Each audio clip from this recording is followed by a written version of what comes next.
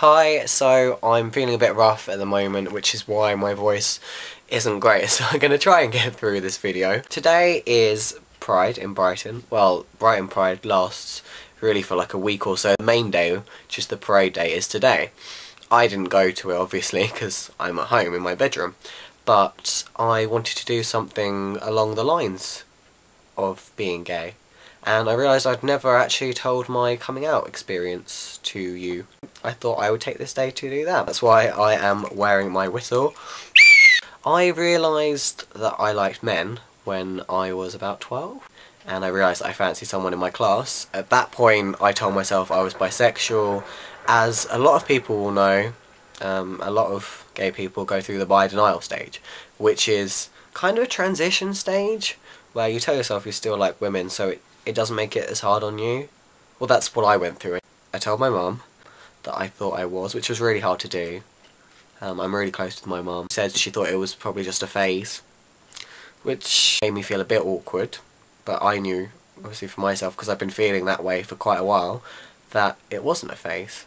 So I just left it, and then in year 11, I think I finally told everyone, like my friends or my close friends. All my friends were really accepting, which was great.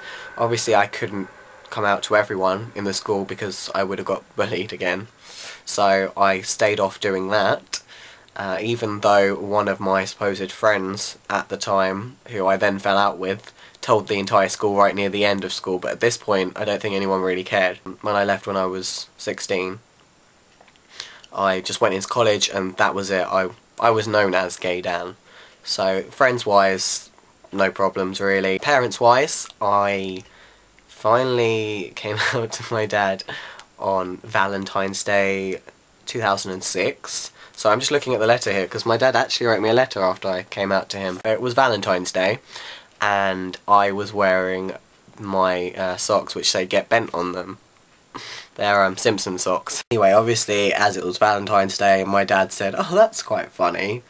So then I was about to go into why actually it's not so much funny as true in my case.